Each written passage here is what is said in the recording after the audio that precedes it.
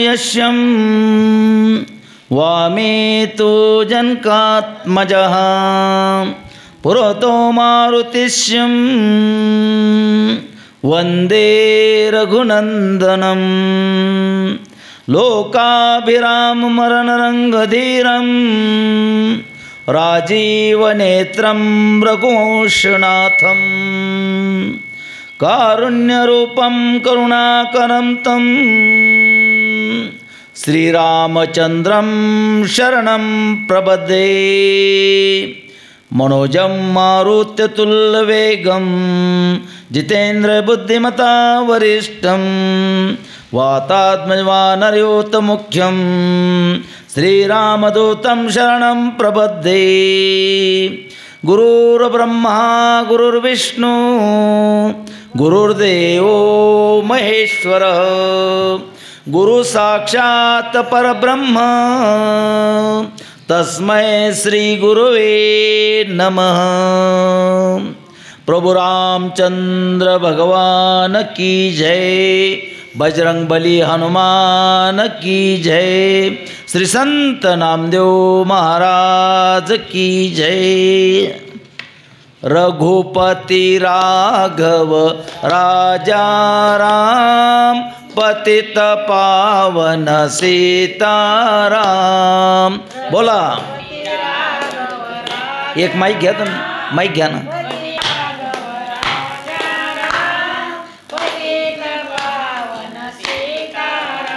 पतित पावन सीताराम, पतित पावन सीताराम, पतित पावन सीताराम, पतित पावन सीताराम। रघुपति राघव राजा राम पतित पावन सीताराम।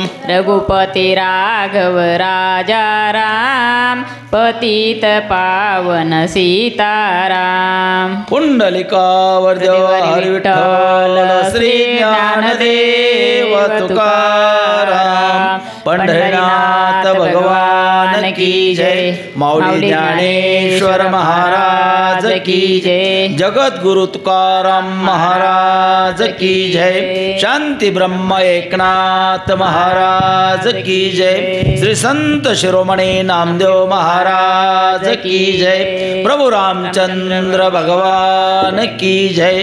बोलो रे भाई सब संतन की जय। श्री गणेशाय नमः नमः। श्री सद्गुरुवे रामचंद्राय नमः। ओम नमो अनादि आद्या वेद वेदांत वेद्या वंद्या हि परम वंद्या स्वसंवेद्या श्री गणेशा।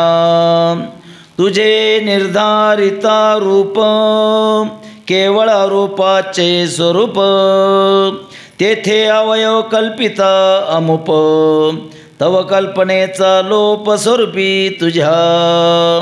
या लागी जैसासी तैसी आसी, नमन साकार निराकारासी, तवांगत्व मुकले अंगासी, भज्य भाज्य कासी अद्वैत। ज्ञान तेजे सतेज फरश, नित्य स्मरणाचा अंकुश, आनंद मोदकाचा सुरस, मुखी देसी घास निज भक्ता।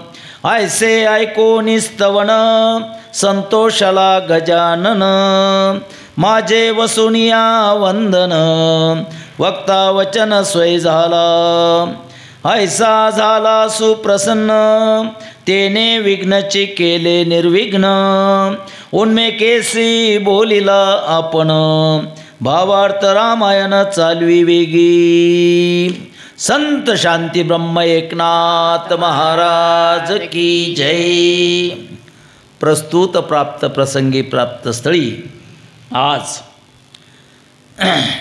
श्री संत शिरोमणी नामदेव महाराज मंदिर, या मंदिरामध्ये आजपासून अखंड हरिनाम सप्ताहास प्रारंभ झालेला आहे.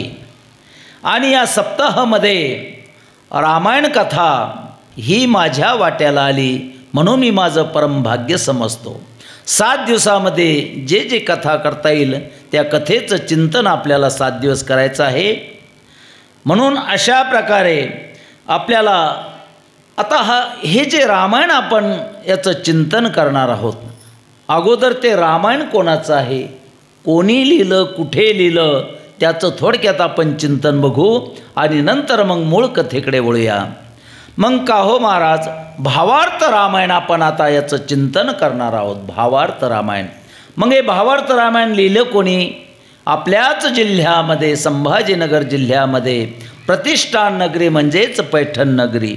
त्या पैठण नगरीमध्ये संत भानुदास महाराज यांच्या कुळामध्ये ज्याचा जन्म झाला, अवतार झाला, असे असणारे शांती ब्रह्म एकनाथ महाराज यांनी हा भावार्थ रामायण हा ग्रंथ लिहिलेला आहे.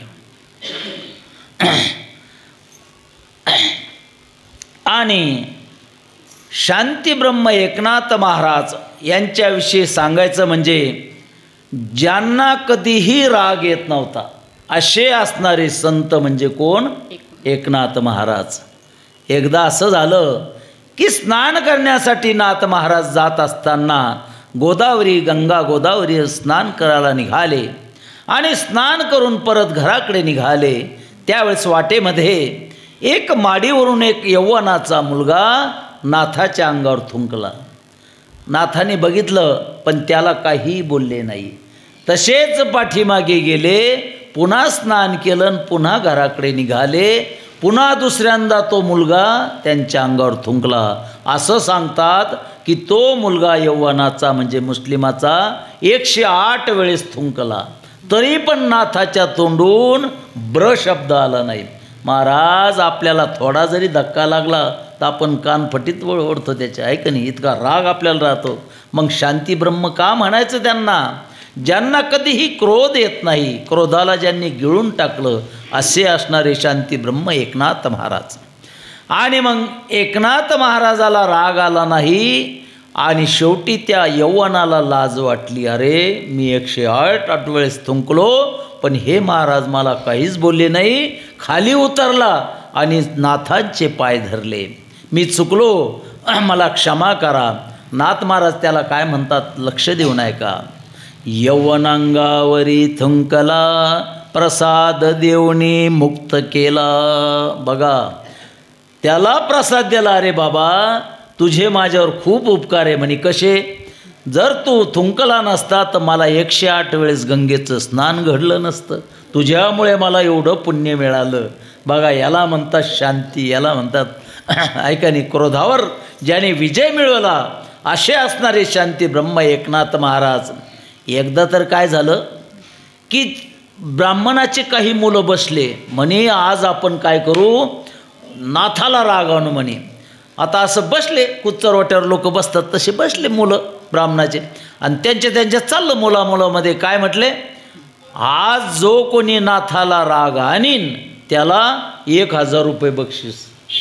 मग त्याच्यातला एक उठला, होताच एक जरा कुपीतर, तो म्हणे मी विडा घेतो, मी पैसे जिंकतो म्हणे. बरं ठीक आहे, मी जातो म्हणे, आज नाथाला काही करीन पण नाथाला राग आणीनच. आणि मग निघाला महाराज. निघाला. नाथ महाराज जेवण भोजन करीत होते. मोठ्या वरच्या वाड्यामध्ये भोजन चाललेलं होतं. हा जसा गेला घरामध्ये, चपला घालून डायरेक्ट नाथाच्या पुढे गेला. आता त्याला काय वाटलं की नाथ महाराज मला आता रागवतील, कारण अरे तुला कळत नाही का, चपला घालून मध्ये येतो, माझं जेवण चालू आहे, असं नाथ महाराज ओरडतील मला. पण तसं काहीच झालं नाही. नाथ महाराजांनी पाहिलं, त्यांनी स्वागत केलं. या या या या ब्राह्मण देवता, या या या, आमच्या पंक्तीला तुम्ही आता जेवायला बसा, कारण आमचा योग चांगला आला की तुम्ही भूदेवता आहात, चला आमच्याबरोबर जेवायला बसा. त्याला वाटलं पहिला वार आपला फेल गेला, कारण तो ठरवून आला होता की चपला घालून जर गेलं तर नाथ मला रागवतील. आणि मग महाराज पुन्हा काय झालं, आता त्याला वाटलं आता ठीक आहे, आता दुसरं काहीतरी करू आपण. आणि मग नाथाने त्या ब्राह्मणाच्या मुलाने काय केलं की जशी गिरजामाता वाढायला आली नाथाची पत्नी आणि वाढता वाढता अशी खाली वाकली. वाढताना जसं यांना उडी मारली तस तिच्या पाठकोळी जाऊन बसला.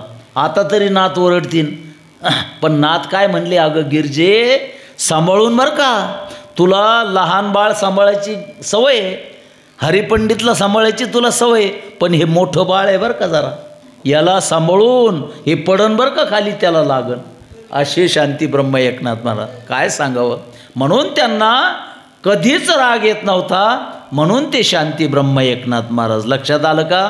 म्हणून अशा शांती ब्रह्म एकनाथ महाराज यांनी सुंदर असं आपल्यासाठी भावार्थ रामायण लिहून ठेवलं. तेच भावार्थ रामायण आपल्याला 7 दिवसामध्ये जेवढं होईल तेवढ्या कथा आपल्याला घ्यायच्या.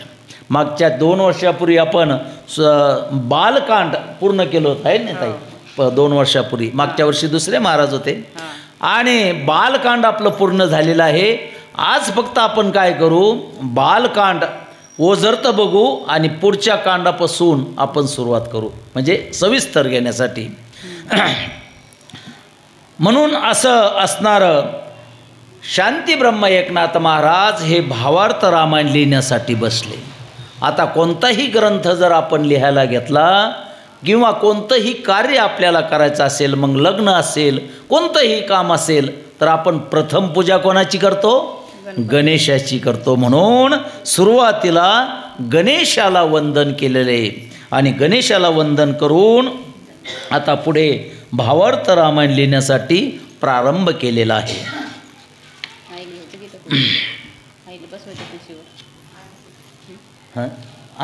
वंदो सरस्वती जे चित्त चेतना चैतन्य शक्ती, जे सकळ स्फूर्तीची स्फूर्ती अमृताची मूर्ती स्वरूप जिचे. हंसवाहिनी हा शब्द रूढ परिते परमहंसी आरूढ, गुह्यार्थ जे अति गुढ ते दावी उघड ग्रंथार्थी. आणि मग गणेशानंतर नाथ महाराज वंदन करतात कोणाला, सरस्वतीला. जिच्यामुळे आपल्याला विद्या प्राप्त होते त्या सरस्वती मातेला वंदन करतात. त्यानंतर पुढे आता वंदू संत सज्जन, जे आर्त चातका चिद्घन, त्रिविध तापा उपशमन, जे निज जीवन साधका. अगोदर गणेशाला वंदन केलं, त्यानंतर सरस्वती मातेला वंदन केलं आणि त्यानंतर तिसरं वंदन केलं साधू संताला. कारण साधू संताला का वंदन करायचं, कारण साधू संतामुळेच, साधू संताच्या कृपेमुळे आपल्याला ईश्वर प्राप्ती होती. म्हणून नाथ महाराज एका अभंगामध्ये सांगतात, हरी प्राप्तीसी उपाय धरावे संताचे ते पाय, तेने साधती साधने तुटती भवाची बंधने, संताविन प्राप्ती नाही ऐसी वेद देती ग्वाही, एका जनार्दनी संत पूर्ण करीती मनोरथ. म्हणून साधू संताला का वंदन करायचं, त्यांना का नमस्कार करायचा, कारण साधू संताची कृपा जर आपल्यावर झाली तर त्या कृपेमुळे भगवंताची प्राप्ती आपल्याला होते. डायरेक्ट भगवंताची प्राप्ती होत नाही. जसं एखाद्या साहेबाकडून काम करायचं असेल तर आपल्याला त्याच्या शिपायामार्फत, त्याच्या PA मार्फत जावं लागतं, तसं भगवंताचं दर्शन घेण्यासाठी, भगवंताची प्राप्ती करण्यासाठी संताचा काय करावा लागतो, संतरूपी नावेचा वापर करावा लागतो. ते आपल्याला नावेमध्ये घेऊन भगवंताची प्राप्ती करतात आणि या बंधनातून मुक्त करतात. म्हणून तिसरं वंदन नाथ महाराजांनी संताला केलेलं आहे. कारण संत हे जगाच्या कल्याणा संताच्या विभूती, देह कष्टविती परोपकारे. म्हणून हे संत मंडळी लोकांचं कल्याण करीत असतात. आता वंदू कुलदेवता, जे नामरूपे एकनाथा, एकपणाचे ही माथा, नांदवी निज भक्ता निजान्वयी. चौथं वंदन आपल्या कुलदेवतेला केलेलं आहे. कारण प्रत्येकाची कुलदेवता कोणाची देवी असते, कोणाचं म्हणजे वेगवेगळ्या देवता देवदेवता असतात. म्हणून त्या कुलदेवतेचं नाथ महाराज चौथं वंदन करतात. आणि आता पाचवं वंदन कोणाला केलेलं लक्ष देऊन ऐका. आता वंदो सद्गुरू जो स्वानंद बोध वज्र पंजरू ज्याचे न्या संसारू होय सुख करू तरुणोपाया. पाचवं वंदन आपल्याला आपल्या सद्गुरूला नाथ महाराज करतायत. का सद्गुरूला करायचं? कारण आपल्याला जर तरुण जायचं असेल तर आपले सद्गुरू काय करतात? आपल्याला तरुण नेतात, या भवसागरामधून तरुण घेऊन जातात. म्हणून पाचवं वंदन आपल्या सद्गुरूला केलेलं आहे. मग कोण सद्गुरू होते नाथाचे? शांती ब्रह्म एकनाथ महाराजाचे सद्गुरू होते दौलताबाद किंवा देवगिरी किल्ल्यावरचे जे किल्लेदार जनार्दन स्वामी, हे नाथाचे गुरु होते. ज्या गुरुने त्यांना साक्षात शूलिभंजन पर्वतावर ज्यांनी दत्तात्रय भगवंताचा साक्षात्कार घडवून दिला असे असणारे जनार्दन स्वामी. आणि त्या जनार्दन स्वामीला नाथ महाराज पाचवं वंदन करतात. जेने मस्तकी ठेविता हात अहंभावा होय घात सोहंभाव होय प्राप्त दावी अप्राप्त अद्वयानंद. ज्या गुरुने आपल्या मस्तकावर हात ठेवला किंवा ज्या गुरुची आपल्यावर कृपा झाली तर तिथं अहंभाव म्हणजे मी आणि माझं निघून जातं. केव्हा? जेव्हा गुरुची कृपा झाल्यावर. तोपर्यंत आपण काय म्हणतो? हे मी केलं, हे माझं, ते माझं, आहे का नाही? मी माझं म्हणतो ना आपण, असं म्हणतो का? हे माझं काहीच नाही, हे भगवंत करून घेतो असं नाही म्हणत आपण. नाही नाही नाही, ही माझी जमीन, हे माझं घर, ही माझी गाडी, आहे का नाही? अहंभाव, अहंकार, याला काय म्हणतात? अहंकार.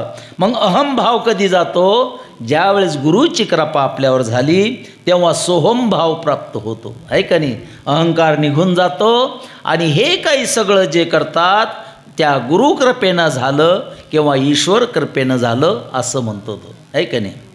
आता मी रामायण करतो का? हे मी रामायण करीत नाही, मी फक्त निमित्त आहे. भगवंताने मला बुद्धी दिली, माझ्या गुरुची कृपा माझ्यावर झाली. माझे गुरु सद्गुरू सहदेव महाराज यांची कृपा माझ्यावर झाली म्हणून मला हे व्यासपीठ मिळालं. ही त्यांची कृपा आहे. आणि ते मला जसे बुद्धी देतील तसं मी 7 दिवस तुम्हाला थोडंसं चिंतन करण्याचा प्रयत्न करील. जनतोची जनार्दन जनार्दन सकळ जन एका जनार्दना शरण मी तू पण विरालेच दन्वई. ज्यावेळेस आपली अवस्था कशी होते? जन म्हणजे जनार्दन. आता तुमच्यामध्ये देव आहे, यांच्यामध्ये देव आहे, अशी ज्यावेळेस अवस्था प्राप्त होती ती झाली पूर्ण अवस्था, आहे का नाही? कारण जे जे दृष्टी दिसे ते ते हरिरूप पूजा जानदप त्यासी नाही. हरिपाठात तुम्हाला सांगितलं ना नाथांनी, त्याच्याकरता हरिपाठ रोज म्हणला पाहिजे, आहे का नाही? कारण वारकऱ्याची संध्या आहे, संध्याकाळी हरिपाठ आणि सकाळी काकडा. वा वा, असं आहे. म्हणून वारकऱ्याची संध्या आणि आषाढी कार्तिकीची वारी आणि अजून व्रत एकादशी सोमवार, आहे का नाही? हे वारकऱ्याची संध्या. या परी मी तू पण दुरी दौडो जनार्दन बोलवी राम भावार्थ रामायण कथा निरूपण चालवी. मग नाथ महाराज आपल्या गुरुला प्रार्थना करतात, हे सद्गुरुदेव आता तुम्ही काय करा, मी तूपणा म्हणजे तुम्ही मी हे काढून टाका. आता माझं आपण दोघं एकच आहे मी असं समजतो. तुम्हीच काय करा, मला सद्बुद्धी द्या आणि तुम्हीच माझ्या हातानं हे भावार्थ रामायण वधून घ्या. असा पूर्ण मोठेपणा कोणाला दिला? सद्गुरूला दिला. कारण बऱ्याच वेळेस काय म्हणतो आपण, कारण ज्ञान आलं की काय होतं? अभिमान चढतो. कोणाचं आहे हो? थोडंसं ज्ञान एखाद्याला थोडं यायला लागलं, मग गायन असन, वाचन असन किंवा कोणतंही कीर्तन असन, कोणतंही असन, थोडं यायला लागलं का तो काय म्हणतो, अरे माझ्यासारखा कोणी कॉलर टाईट होती त्याची, आहे का नाही? पण नाथ महाराज म्हणतात, त्यांनी एक अभंग लिहून ठेवला याच्यासाठी. भक्ती प्रेमाविन ज्ञान नको देवा, नित्य नवा अभिमान तया माझी. काय म्हटले? ज्ञान पाहिजे, पण भक्तिप्रेम जर त्याच्यात नसेल तर ते ज्ञान काही कामाचं नाही. कारण त्या ज्ञानामध्ये दररोज अभिमान तुमचा वाढत जातो, आहे का नाही? कशामध्ये? त्या ज्ञानामध्ये. मग ते ज्ञान कोणतंही असो, गायनाचं असो. बऱ्याच जणांना जर गायन येत असलो त्यामध्ये बस माझ्या इतका गंधर्व कोणीच नाही, मीच गंधर्व आहे मोठा, आहे का नाही? असं त्याला अभिमान चढून. पण अभिमान काही कामाचा नाही. भगवंताला तिळभर अभिमान चालत नाही. किती? तिळभर. जे काय चाललं ते भगवंताच्या कृपेनं चाललं, गुरुच्या कृपेनं चाललं असं म्हणायचं बस. चला, अशा प्रकारे गुरुचं कृपा नाथावर झाली आणि नाथ महाराजांनी आता भावार्थ रामायण हा ग्रंथ लिहिण्यासाठी घेतलेला आहे आणि प्रारंभ झालेला आहे आता आता ह्या रामायणाचं मूळ कारण काय आहे, कशामुळे रामायण घडलं हे आता अगोदर बघू आणि पुढे हळूहळू चालूया. आजापासून उत्पत्ती हेत दशेंद्रिय अति समर्थ, जन्मला राजा दशरथ अतिविख्यात तीही लोकी. अज राजा होऊन गेला कुठं? अयोध्या नगरीला अज राजा. आणि त्या अज राजापासून त्याचा एक मुलगा जन्माला आला, त्याचं नाव दशरथ राजा. हा इतका पराक्रमी होता की तो स्वतः इंद्राला मदत करायला जायचं. कुठं? स्वर्गामध्ये. जर इंद्राला कोणी असुर युद्ध करायला आले तर दशरथ राजा तिथं जाऊन त्या असुराचा पराभव करीत असे. इतका तो पराक्रमी राजा कोण? दशरथ राजा. या अयोध्या नगरीमध्ये पूर्ण चक्रवर्ती सम्राट पृथ्वीचं साम्राज्य त्याच्याकडे होतं, असा तो दशरथ राजा. मूळचे अजत्तलोनी दृष्टी, अजन्मा राम जन्मले जन्मेल पोटी. हे रामायणाची मूळ गोष्टी, शास्त्र परिपाठी परमार्थ. म्हणून आता या दशरथ राजाच्या पोटी राम जन्माला येणार आहे. त्याच्यासाठी पूर्ण आता हे सगळं रामायण पुढे घडणार आहे. रावणाचे नित्यांकित, सुरवर झाले जी समर्थ, ब्रह्मादिका चिंताद्भुत, तीही रमानाथ प्रार्थिला. कारण काय? या पृथ्वीवर रावणासारखे अनेक असुर माजले होते आणि ते प्रजेला त्रास देत होते, साधू संताला त्रास देत होते, यज्ञामध्ये विघ्न आणत होते. म्हणून सगळ्यांनी प्रार्थनाला कोणाला केली? विष्णू भगवंताला प्रार्थना केली की आता ह्या असुरांना तुम्ही आवरा. कारण ज्या ज्या वेळेस या पृथ्वीवर अत्याचार माजला, सज्जनाचा छळ होऊ लागला दुर्जनाकडून, त्यावेळेस भगवंत काय करतो? अवतार घेत असतो. यदा यदा हि धर्मस्य ग्लानिर्भवति भारत, अभ्युत्थानं धर्मस्य तदात्मानं सृजाम्यहम्. परित्राणाय साधूना विनाशाच दुष्कृतम, धर्मसंस्थापनार्थ संभवामी युगे युगे. ज्या ज्या वेळेस या धर्माचा नाश होईल आणि दुर्जनाकडून सज्जनाचा छळ होईल, त्यावेळेस भगवंताने प्रतिज्ञा केली की मी त्यावेळेस अवतार घेईल. म्हणून हा त्रेतायुगामधला अवतार प्रभू रामचंद्र भगवंताचा त्रेतायुगामधला अवतार आहे. आणि त्या असुराचा नाश करण्यासाठी मग देवाचं ब्रीद काय आहे? भक्ता राखे पायापासी, दुर्जनासी संहारी. ऐका नाही, हे कोणाचं ब्रीद आहे? हे देवाचं ब्रीद आहे. पण संताचं हे ब्रीद नाही आहे. संत एखादा नास्तिक माणूस असला त्याला डायरेक्ट मारत्या का? डायरेक्ट मारीत नाही त्याला. संत काय करतात? त्याला बोलावतात, अरे बाबा त्याचं पाप जाऊ म्हणतात, दुरितांचे तिमिर जाऊ. आहे का नाही? काय जाऊ? ते दुरित असल्या एखादा वाईट त्याचं पाप जाऊ, निघून जाऊ, त्याला सद्बुद्धी हो. कारण पसायदान मागितलं माऊलीनं, आहे ना? कोणासाठी? की जे खळाची व्यंकटी सांडो, तया सत्कर्मी रती वाढो. आहे का नाही? एखादा खळ दुष्ट असेल त्याचा दुष्टपणा जाऊ दे आणि त्याला चांगली बुद्धी येऊ दे, असं संत हे करतात. पण देव तसं करीत नाही. एखादा खटाळा असला की त्याला एकदम काठच काढते त्याच्या, आहे ना? भक्ता राखे पायापाशी. भक्ताला लगी आपल्या अंतकरणात हृदयामध्ये घेतील, पण दुर्जनाला बरोबर मारतील, असं आहे. म्हणून करावया राक्षसांचा घात, मी अवतरे रघुनाथ, रमा मुख्य कला हेत, हिचे न्यंत निशाचरा. मग रामायणाचं मुख्य कारण काय की हे जे राक्षस माजलेले आहे त्या राक्षसांचा नाश करण्यासाठी मी आता अवतार घेणार आहे. कोण म्हणतं?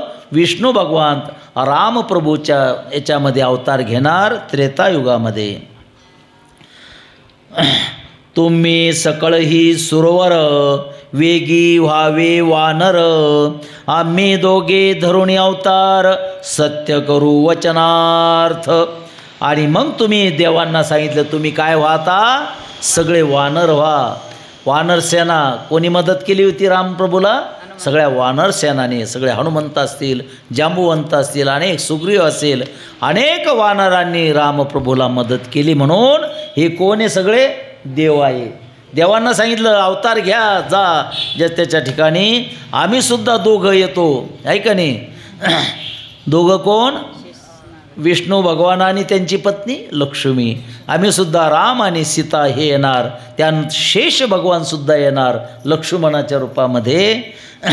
फेडावया देवाची साकडी, स्वधर्म वाढवाया वाढी, नामे मोक्षाची उभया गुढी, सूर्यवंशा गाडी दशाली. ते सूर्यवंशी आजाचा सुत, अहमात्मा जन्मला दशरथ, ऐका त्याचा वृत्तांत धर्मयुक्त स्वधर्मी. त्यासी तिघी रानिया प्रबुद्धा, लोकोत्तराती प्रसिद्धा, धर्मफल्या विशुद्धा, नामानुवादा अवधारा. अशा प्रकारे दशरथ राजा जन्माला आला. पुढे दशरथ राजाने लग्न केलं आणि 3 राण्या केल्या, 3 बायका केल्या, आहे का नाही? एक होती कौसल्या, मोठी होती कौसल्या, दुसरी होती सुमित्रा आणि तिसरी होती कैकेयी. ज्येष्ठ कौसल्या ते सुदिदा, सुमित्रा ते शुद्ध मेधा, कैकेयी ते अविद्या, मंथरा कुविद्या ती पासी. बघा तिघीचे नाव ठेवून दिले बरं का. आता कौसल्या कशी होती? सुद्विद्या म्हणजे चांगली होती, सुमित्रा शुद्ध मेधा आणि कैकेयी अविद्या. ती कशी होती? तिला काही कळत नव्हतं.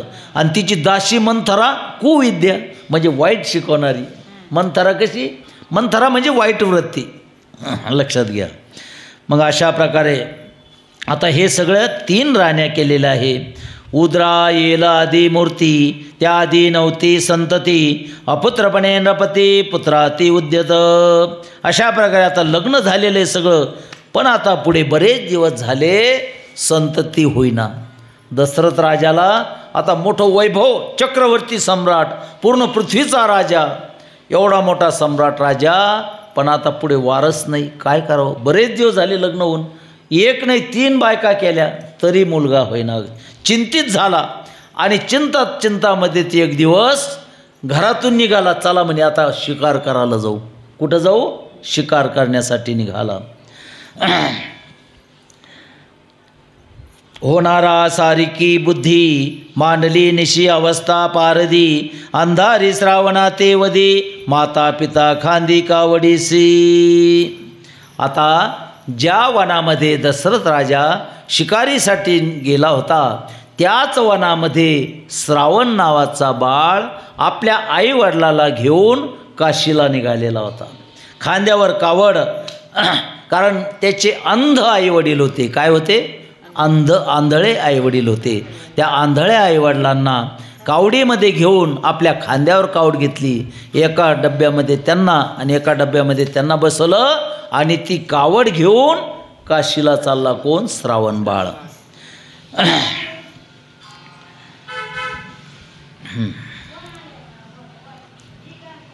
पिता झाडी ठेवे मिथ्या वार्ता, खांदे घेऊन आता जीवनार्थ तो आला. आणि मग त्या श्रावण बाळाचे आईवडील म्हणतात, अरे बाळा आम्हाला तहान लागली, पाणी घेऊन ये ना.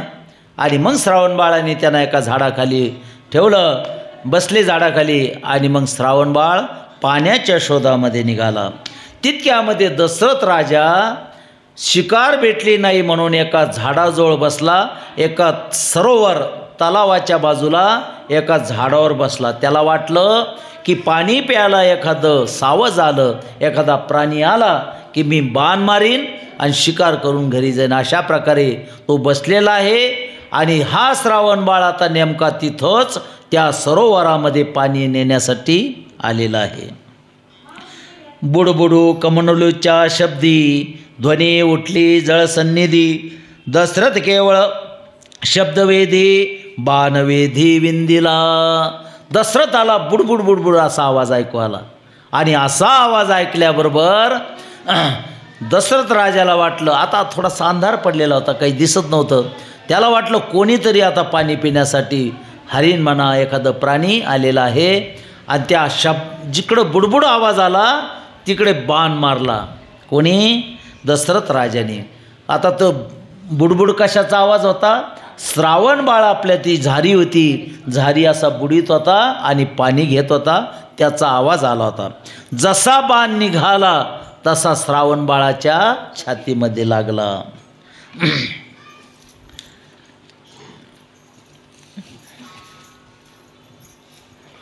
ध्वनी उठली जळसन्निधी. दशरथ केवळ शब्दवेधी बाणवेधी विंधिला.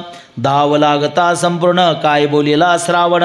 कोणासा भाग्याचा बाण रामस्मरणेसी आला. श्रावणासी बाण लागता नाठवेची माता पिता. नाठवेची देह ममता रामस्मरता देह त्यागी. अंतरी श्रीरामस्मरण परमभाग्य हे कल्याण. बाण नव्हे तो ब्रह्मपूर्ण स्मरणेची प्राण त्यागीला. दशरथ बोलिला आपण कोण्या साधूचे हे वचन. माझ्या पापाचे निर्ळन केले संपूर्ण रामनामे. श्रीरामनाम सोय ऐकता रायासी न बाधे ब्रह्महत्या. रामस्मरणे देह त्यागिता नित्यमुक्तता श्रावणासी. बघा आता इथं बाण मारला कोणी? प्रभू रामचंद्राच्याच वडिलांना मारलं आहे का नाही? दशरथ राजाने मारला. आता तो कोणाला लागला? श्रावण बाळाला लागला. पण तो बाण नाही म्हणतो तो, हे ब्रह्म लागलं मला, ब्रह्म आहे का नाही? रामनी माझी यांना काय होणार आहे? मला मोक्ष मिळणार आहे, कारण हे देवाचे सुद्धा बाप आहे, त्यांच्याकडून मला लागला. रामप्रभू हां श्रावण बाळ म्हणू लागला आणि अंतरी रामाचं ध्यान करू लागला आणि अशा प्रकारे त्याला मुक्ती मिळाली. पण ज्या वेळेस त्याला बाण लागला दशरथ राजा धावत जातो आणि त्या श्रावण बाळाला म्हणतो, अरे माझ्याकडून चूक झाली, मी प्राणी समजून मारलं, मी तुला मारायचं नव्हतं. आणि त्याने बघितलं की एक पृथ्वीचा राजा समोर आहे. काय माझं भाग्य आहे की पृथ्वीच्या राजाचं दर्शन मला घडलं. त्याला पाहत पाहत माझा आता जीव जाणार, मला मोक्ष मिळणार, म्हणून त्याला आनंद झाला. फक्त राजाला म्हणतो, हे राजेसाहेब मी आता माझं परम भाग्य झालं की तुमच्या हातून मला मरण आलं. फक्त एवढंच करा, हे पाणी घ्या, फक्त माझ्या आईवडिलाला पाणी नेऊन पाजा, फक्त एवढं काम करा. आणि मग त्या दशरथ राजाने ती झारी घेतली आणि निघाला कुठं? पाणी, त्या आंधळ्या आईवडिलांना पाणी पाजण्यासाठी निघाला. आणि मग तिकडून ते आईवडील वाटच पाहत होते. आवाज दिला, अरे कोण आहेस तू? श्रावणा, कस काय वेळ लागला तुला पाणी आणण्यासाठी? पण आता दशरथ राजा गुपचूप झाला. कारण काय? तो गुन्हेगार होता, अपराधी होता. त्यांच्या मुलाला त्यांच्याकडून चुकून बाण लागला. आणि मग बोले ना, अरे कोण आहेस तू? आमचं श्रावण दिसत नाही.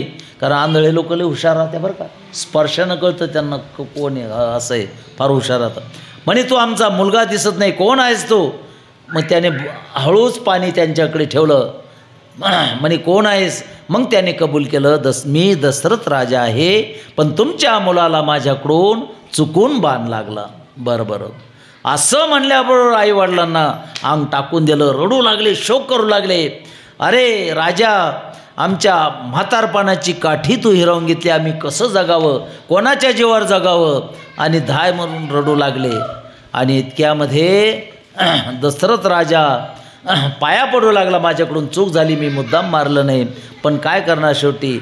आणि त्यांनी मग शेवटी शाप दिला. कोणाला? त्या दशरथ राजाला शाप दिला. म्हणे आता आम्ही जिवंत राहत नाही, आम्ही आमच्या जसं मुलाचा वियोगामुळे आमचा आता देह त्याग करणार, आम्ही मरणार, तसं तू सुद्धा ज्यावेळेस मरशील त्यावेळेस तुझा एकही मुलगा जवळ राहणार नाही. मुलाचं नाव घेत घेत तू मरशील. आता बघा, दशरथ राजाला आता इथं दोन भाव निर्माण झाले बरं का. कोणते कोणते? एक भाव अपराधी भाव, की त्यांच्या मुलाला मारलं म्हणून गुन्हेगारी भाव.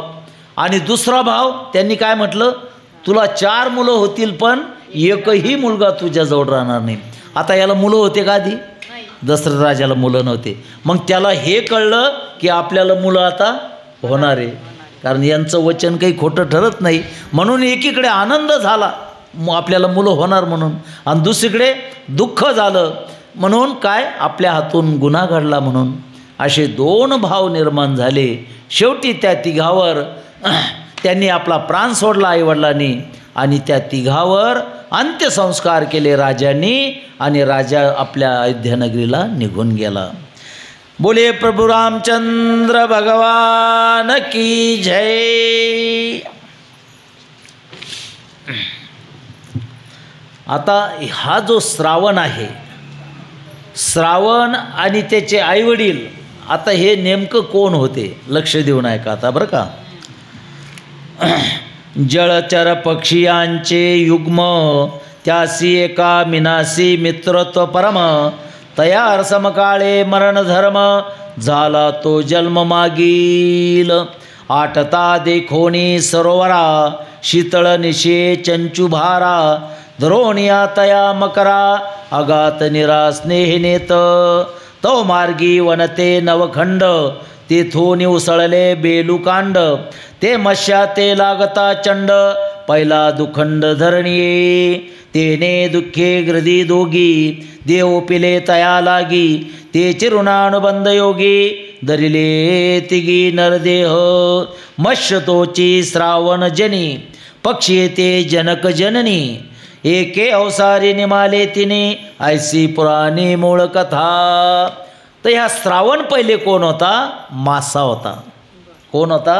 मासा होता. एका सरोवरामध्ये पडलेला होता, आणि सरोवर ज्यावेळेस पाणी आटायचं, पाणीच राहायचं नाही उन्हाळ्यामध्ये, त्यावेळेस 2 पक्षी काय करायचे, पाणी चोचेमध्ये आणायचे, त्या माशाला पाजायचे त्यास बरं का, आणि त्याला जिवंत ठेवायचे. पण एकदा काय झालं, प्रळय झाला आणि ते सगळं पाणी हे झालं, आणि तितक्यामध्ये तो मासा मरण पावला. तेव्हा मासा मरण पावला म्हणून हे 2 पक्षी जे होते ना, मादी आणि नर आणि मादी, ते दोघांनी आपला जीव सोडला. आणि मग तो मासा कोण झाला दुसऱ्या जन्मामध्ये? आता श्रावण बाळ झाला. आणि ते पक्षी होते का 2 जे पाणी पाजित होते, ते कोण झाले? त्याचे आईवडील झाले. हा श्रावणाचा पूर्ववृत्तांत.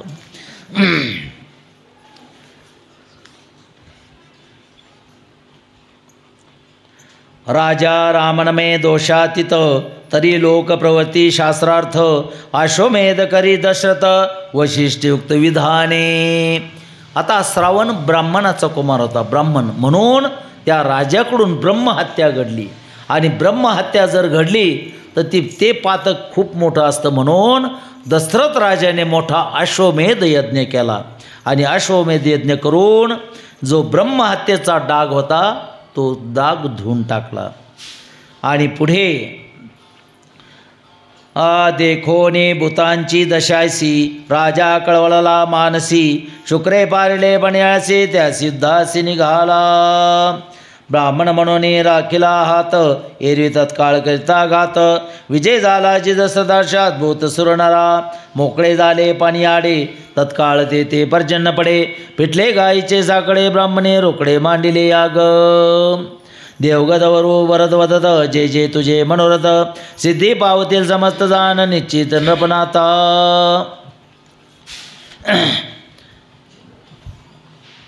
युद्धी रदी सुदले बाहुसी, राजा तुष्टला कैकेसी, म्हणे देन जे जे मागेसे, भाकतीसी दिदली, तवते बोलिले आपण, तुझे निमज काय अपूर्ण, स्वर्गाती देवभूषण मी भोगे आपण तुझे नी. आणि मग त्या जो राक्षसाचा जो गुरु होता कोण? शुक्राचार्य. आणि त्या शुक्राचार्याबरोबर दशरथ राजाचं युद्ध चालू झालं. युद्ध चालू झाल्यानंतर जी कैकेयी होती ती कैकेयी म्हटले, मी आज तुमच्याबरोबर युद्ध करायला येते. कोण म्हणते? कैकेयी म्हणते. अगं तिथं काही महाल थोडाचे, तिथं जंगलामध्ये जावं लागतं, दगडं असतात, बाणं लागतात, तू कशाला येते? नाही म्हणे मला यायचं म्हणजे यायचं.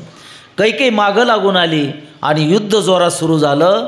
युद्ध सुरू झाल्याबरोबर दशरथ राजाच्या नेमकं रथाच्या चाकाला बाण लागला आणि चाक पडणार व रथ खाली पडणार तितक्यात कैकेयीने उडी मारली आणि तो रथ धरला. लक्ष देऊन आहे का बरं का. आणि मग दशरथ राजाने युद्ध केलं, त्याला हरविलं, जिंकले. मग कैकेयीवर प्रसन्न झाला कोण? दशरथ राजा. म्हणे आज तू नसती तर काय झालं असतं, माझा पराभव झाला असता. तू सगळ्यात आता आजपासून माझी लाडकी राणी, आवडती राणी बरं का. आपण म्हणतो ना आवडती ना आवडती, तेव्हापासून तू माझी पट्ट राणी, आवडती राणी. आणि तुला काय मागायचं माग. मग ती म्हटली मला 2 वर द्या. म्हणे ठीक आहे दिले, माग काय मागायचं. आता नाही मागणार म्हणे, मी जेव्हा वेळ आली तेव्हा मी वर मागेन. आणि मग तितक्या युद्ध संपलं, घरी निघून आलेले. घरी आल्यानंतर त्या अयोध्येमध्ये दशरथ राजाचं थाटामाटा स्वागत झालेलं आहे.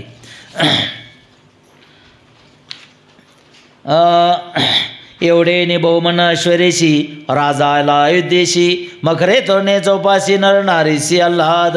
घरोघरी गुढिया उभारिली, पदोपदी आरत्या करती, बंदी जनकीर्ती गाती वाळीती धनधान्ये. सगळ्या घरावर गुढ्या उभारलेल्या आहे, गुढ्या तोरणं, कारण आनंदी आनंद झालेला आहे. कारण राक्षसाचा पराभव झाला आणि राजाचा विजय झाला, म्हणून सगळीकडे आनंदी आनंद झालेला आहे. अफाट न करावा ग्रंथ, ग्रंथी बोलावा मुख्यार्थ, पदे राखावा परमार्थ निस्वार्थ कवित्वांचा. एका जनार्दना शरण, दशरथ प्रताप लक्षण, कथा झाली संपूर्ण श्री रामागमानवधारा. स्वस्ति श्री भावार्थ रामायणे बालकांडे एकाकार टीकायं. दशरथ विजय नाम प्रथमाध्याय गोडा. प्रभु रामचंद्र भगवान की. बोल श्री ज्ञानदेव तुकाराम पंढरीनाथ भगवान की जय. मौली ज्ञानेश्वर महाराज की जय. जगद्गुरु तुकाराम महाराज की जय. शांति ब्रह्म एकनाथ महाराज की जय. प्रभु रामचंद्र भगवान की. श्री संत शिरोमणि नामदेव महाराज की जय. बोलो रे भाई सब संतन की जय. अध्याय 2. श्री गणेशाय नमः. श्री सद्गुरु रामचंद्राय नमः. राजा पाहे राष्ट्र सकळ, तव पेटले द्वंद्व दुःख दुष्काळ. पाहिला सर्वत्र सुकाळ, अपळते सपळ वृक्ष झाली.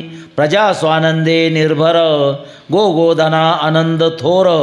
अग्निहोत्रे घरोघर, याग द्विजर यजिती सुखे. पृथ्वी धनधान्ये परिपूर्ण, कोणा नाही दुःख दैन्य. घरोघरी वेदाध्ययन, हरी कीर्तन हरी भक्ती. भूतळा येईल राघव, या लागी वैकुंठीचे वैभव. पुढे धाडिले जी सर्व, तेने शोभा पूर्वयोध्येसी. आणि त्या राक्षसाचे गुरु यांनी जे कोप केला होता, अयोध्या नगरीवर दुष्काळ पाडला होता, त्यामुळे त्याचा प्रभाव केल्यामुळे आता दुष्काळही गेला, सुकाळ आलेला आहे, पाऊस पडलेला आहे. आणि अशा प्रकारे धनधान्य पिकलेलं आहे, प्रजा सुखी झालेली आहे. आणि आता पुढे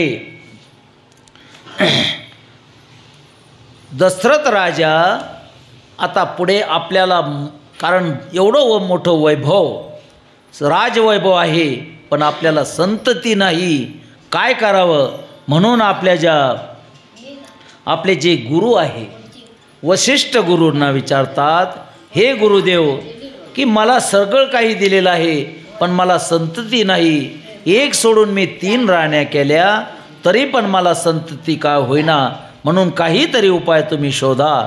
म्हणून वशिष्ठ ऋषी आता दशरथ राजाला सांगतात, हे राजन, तुला पुत्रप्राप्तीसाठी एक यज्ञ करावे लागेल.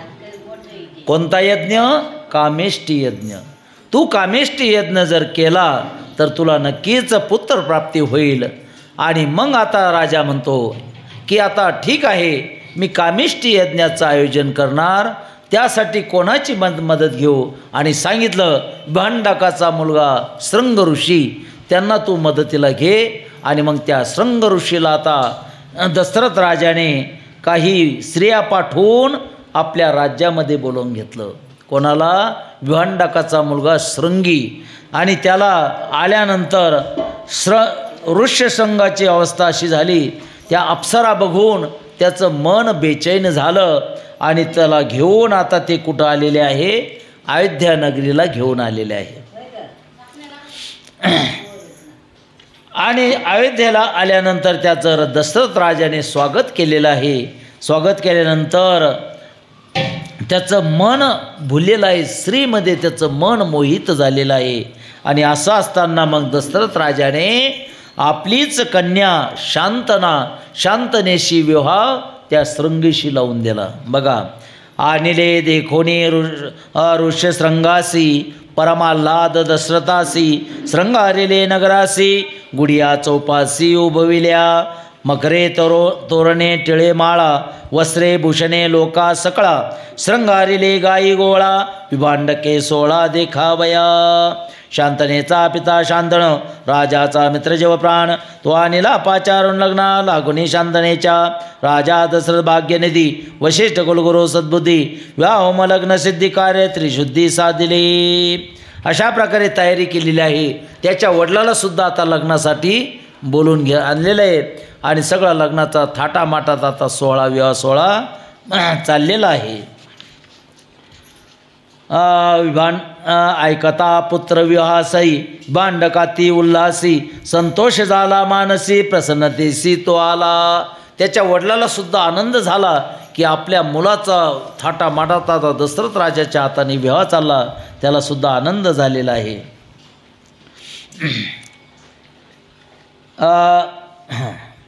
वशिष्ठ श्रेष्ठ कुळगुरू दुजा विभांडक ऋषीश्वरू ऋष्यशृंग हर्ष निर्भरो यज्ञांगीकारू तेने केला. आणि मग वशिष्ठ ऋषी म्हणतात, हे ऋष्यशृंग आता तू काय कर, कामेष्टी यज्ञाचं आयोजन कर.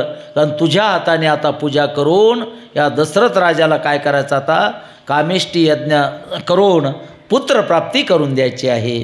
आणि मग त्या ऋष्यशृंगाने त्या कामेष्टी यज्ञ अयोध्यापासून बरंच दूर येते, जवळजवळ 20 किलोमीटर लांब. आम्ही पोहून आलो बरं का, आता मध्ये गेलो होतो. म्हणजे जिथं कामेष्टी यज्ञ केला होता अयोध्या नगरीपासून 20 किलोमीटर बाजूला ते स्थान आहे. तिथं जाऊन आता शृंगी ऋषीनं तयारी केलेली आहे यज्ञाची. आणि मग यज्ञ मंत्र पूर्ण झाल्यानंतर त्या यज्ञामधून एक यज्ञ पुरुष बाहेर आला आणि त्याने आपला काही हातामध्ये प्रसाद घेऊन आलेला आहे. आणि तो प्रसाद त्या वशिष्ठ गुरुकडे त्याने दिला आणि सांगितलं, हा प्रसाद तुम्ही काय करा, राजाच्या 3 राण्याला वाटून द्या. आणि मग दशरथ राजाकडे त्या वशिष्ठाने प्रसाद दिला, हे राजन तुझ्या 3 राण्याला काय करतो, आता हा प्रसाद 3 भाग कर आणि 3 भाग जे त्याला वाटून दे. आणि मग आता दशरथ राजाने पहिला भाग घेतला, कौसल्याला दिला. का दिला कौसल्याला? कारण ज्येष्ठ कांता होती, ज्येष्ठ बायको म्हणजे सगळ्यात मोठी बायको कोण होती? कौसल्या. आणि मग दुसरी होती त्याच्यानंतर कोणती केली? सुमित्रा. सुमित्रेला दुसरा भाग दिला प्रसादाचा. आणि तिसरा भाग कैकेयीला द्यायला लागले, पण कैकेयीनं मागं तोंड फिरून घेतलं, प्रसाद घेतलाच नाही. काऊन? की मी राजाची आवडती राणी आहे, मी राजाला युद्धामध्ये मदत केली, मी राजाची पट्ट राणी आहे आणि मला अधिकाने दिला म्हणून रुसून बसली. कोण? कैकेयी. इकडे मागं तोंड केल्याबरोबर एक घार आली आणि जशी घार आली तो प्रसाद घेतला आणि उडाली घार, गेलं बैस खोट्यावर. आता असंच राहतं, एखादं रुसून बसलं की त्याला खोट्यावरच बसावं लागतं. हां, पिंड घारीने झडपिला अंजनीने तो सेविला. बघा, जशी अयोध्यामधून त्या यज्ञातून जो प्रसाद घेतला कैकेयीच्या हातातून आणि जशी उडाली डायरेक्ट महाराष्ट्रात आली. ती महाराष्ट्रात कुठं? इकडं त्र्यंबकेश्वर, नाशिक जवळ त्र्यंबकेश्वर आणि तिथं अंजनी पर्वतावर, त्या पर्वतावर अंजनी माता तपश्चर्या करीत होती. आहे का नाही? अंजनीच्या तपासाठी महारुद्र आले पोटी. आहे का नाही? म्हणून जशी घार उडत चालली नेमका अंजनी पर्वतावर उडत जात असताना तिच्या चोचीतून प्रसाद निसटला. जसा वरून निसटला अंजनीच्या हातात तो पडला. बघा कसा योगायोग आहे. याला म्हणतात योगायोग आहे बरं का. हा योगायोग आहे हा. कारण तो अंजनीला प्रसाद द्यायचा होता तो, म्हणून तिथं पडला तो. आणि मग प्रसाद अंजनीने बघितलं की आपण तपश्चर्या करू लागलो, ह्या तपश्चर्याचं फळ आपल्याला आज मिळालं, प्रसाद मिळाला. तो प्रसाद तिनं सेवन केला, प्रसाद खाल्ला आणि त्या प्रसादाच्या कृपे करून अंजनी माता गर्भवती राहिल्या आणि 9 महिने 9 दिवसानंतर तिला पुत्र झाला. त्याचंच नाव हनुमंत. बोले हनुमंत भगवान की जय. महारुद्र हनुमान आहे का नाही. आणि हनुमानाचा जन्म झाल्याबरोबर महाराज सकाळची वेळ, कधी सूर्योदयाची वेळ, आणि तिकडून सूर्य निघतो, इकडे हनुमंताचा जन्म झाला. आणि झाल्याबरोबर हनुमंत काय म्हणतो, आई ते लाल काय दिसतं म्हणे. अरे बाबा ते सूर्य भगवान. नाही नाही नाही काहीतरी फळ दिसतं म्हणे, मला भूक लागली मी ते फळ खातो. अरे तसं नाही यार, ते सूर्य भगवान आहे, सूर्यनारायण आहे. नाही नाही नाही नाही. जसं उड्डाण केलं मारुतीनं, डायरेक्ट गेले आणि त्या सूर्याला काय केलं, फळ समजून गिळून टाकलं महाराज. जसं गिळून टाकलं सगळीकडे अंधार झाला. ब्रह्मदेवाला चिंता पडली, हां आता सूर्यदेव उगवला होता आणि अंधार कसा पडला, सूर्य कुठे गायब झाला. आणि मग पवन देवाला विचारलं, अरे काय झालं. म्हणे हनुमंतानं गिळून टाकला म्हणे, माझाच मुलगा हनुमंत त्यानं गिळून टाकला. आणि मग सगळे त्या हनुमंताची प्रार्थना करू लागले, अरे बाबा त्याला सोड, आता सूर्य भगवंताला गिळू नको, बाहेर सोड, तुला काय पाहिजे ते देतो. काय म्हटले, तू काही माग तुला सगळं देतो, पण त्या सूर्य भगवंताला बाहेर सोड. आणि मग असं कबूल केल्यावर सूर्यनारायणाला सोडून दिलं. आणि मग त्या देवानी, इंद्रानी, सगळ्या देव मिळून त्या मारुतीला 14 विद्या, 64 कला, शस्त्रास्त्राचा अभ्यास, सगळा अभ्यास दिला बरं का. म्हणून मारुतीमध्ये जी शक्ती आहे, कशामुळं, ह्या सगळ्यांनी शक्ती दिली त्याला, उड्डाण करण्याची भरपूर शक्ती दिली. पण मारुतीला विचित्र होता, शेवटी ते माकडच. ते माकड काय करायचं, यज्ञ चालू असला का साधू संताचा, तिथं जायचं यज्ञावर आणि यज्ञ ते पेटवला का तिथं लघुशंका करायचं. लय विचित्र, कारण ते माकडच शेवटी. हनुमंत कोण, माकडच. आता ते माकड चेष्टा करणारच, इकडून उड्या मारीन, तिकडून उड्या मारीन, हे करीन, याला त्रास देईन, याला चिमटा घेईल, याला काही करतं ते. आणि मग साधू संतांनी पाहून गेलो, अरे हे माकडले विचित्र दिसतं. आणि मग त्यांनी शाप देऊन टाकला माकडाला, म्हणे तुला ज्या ह्या विद्या येतात, तुला ज्या विद्या प्राप्त करून घेतल्या त्या तुझ्या लक्षातच राहणार नाही म्हणे. काय म्हटले, तुला ज्यावेळेस ती विद्या समजा हे करायची वेळ आली तर तुझ्या ध्यानात राहणार नाही. आणि मग असं म्हणल्यावर मारुतीला वाटलं, हां आपण एवढ्या विद्या प्राप्त केल्या, जर लक्षात नाही आल्या तर काय कामाच्या. मग तो शरण आला त्या साधू संताला, मला काहीतरी उशाप द्या म्हटले. आणि मग त्याने उशाप द्याला, जर एखाद्या दुसऱ्या माणसाने तुला म्हणजे त्या ध्यानात आणून दिल्या तर तुझ्या त्या पुन्हा जागृत होतील. मग ज्या वेळेस सीतामातेला शोधायला निघाले कोण, हनुमंत, जांबुवंत, सुग्रीव निघाले. निघताना पुढे समुद्र लागला आणि समुद्र लागल्यावर आता तिघं हे झाले. आता जांबुवंत म्हणतो, आता हनुमंत म्हणतो काय करावं आता, कारण काहीच शक्ती त्याला काहीच माहीत नव्हतं, माझ्या शक्ती आहे का काही आहे, काहीच नाही. आणि मग जांबुवंतानं आठवण करून दिली, अरे हनुमंता तुझ्यामध्ये एवढी शक्ती आहे की तूच फक्त काय करू शकतो, उड्डाण घेऊ शकतो. म्हणजे आठवण करून दिली. आठवण करून दिल्याबरोबर त्याची शक्ती जागृत झाली आणि हनुमंताने जसं उड्डाण केलं लंकेमध्ये गेला. हे ते त्याच्या मागचं कारण आहे बरं का. आपण म्हणतो हनुमंताची शक्ती, पण त्याला कोणीतरी जागृत करणार लागत होतं, असं आहे. हां, हे त्याच्या मागचं वर्म आहे.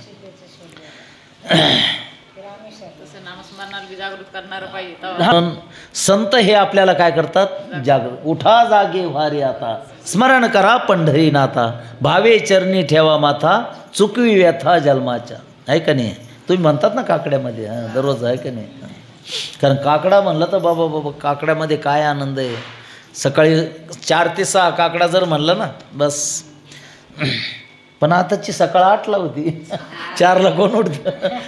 आताचा सूर्य 8ला उठतो, पहिले 4ला उठत होते, आहे का नाही. हां हां काही तसे अजून काही उठतात म्हणा, काही वारकरी आहे अजून 4ला नाही तर 5ला तरी निदान. चला हां आता आमच्या आई पाड्या म्हणून सांगायला हां नाही बरं हां पहा बरं मग. 4ला उठायचं हां. सगळं. आता ही जी घार आली तिथून, आता ती घार कोण होती ते बघायचं आपल्याला, लक्ष देऊन ऐका. कारण रामायण आपण भरपूर कथा ऐकतो, पण त्याच्यातलं वर्म कळलं पाहिजे आपल्याला, नेमकं कोण कशात होतं आहे की नातं कळलं पाहिजे. मग ही घार कोण होती? जे न मानिती गुरुवचन त्यासी तत्काळ होय विघ्न, तेचे अर्थाचे निरूपण कथानुसंधान अवधारा. सुवर्चसा ती नाचणी नाचो आली मध्य सेवणी, ताल चुकता तक्षणी तिसी ब्रह्म्याने शापिले. वर ब्रह्मलोकामध्ये एक सुवर्चसा नावाची अप्सरा, आणि ती नाचत असताना नाचता तिचा जो ताल होता तो चुकला. कारण ताल चुकल्याबरोबर ब्रह्मदेवाला राग आला आणि ब्रह्मदेवाने तिला शाप दिला. आणि ती नाचताना काय केलं? मद्य पिऊन आली, म्हणजे दारू पिऊन आली होती. तो तिचा गुन्हा. पुन्हा ती नाचताना तिचा ठेका जमला नाही, ताल जमला नाही, म्हणून ब्रह्मदेवाने तिला शाप दिला की तू काय होशील? घार होशील. म्हणजे मग तिनं विनंती केली ब्रह्मदेवाला की मला तुम्ही शाप दिला, माझं चूक झाली, पण मला काहीतरी उशाप द्या. शरण आली ती. आणि मग शरण आल्यावर तिनं सांगितलं, ब्रह्मदेवानं सांगितलं ठीक आहे, ज्यावेळेस तुला प्रसादाचा स्पर्श होईल त्यावेळेस तुझा काय होईल? उद्धार होईल. आणि मग तीच वेळ आता त्या घारीची आली. तो प्रसाद तिनं चोचीमध्ये स्पर्श केला, तो तिथं खाली पडला आणि घार तिथून मुक्त झाली. आपापल्या नर्तकी जी सुवर्चसा जी होती अप्सरा आपल्या ब्रह्मलोकामध्ये निघून गेली. असा हा घारीचा पूर्ववृत्तांत.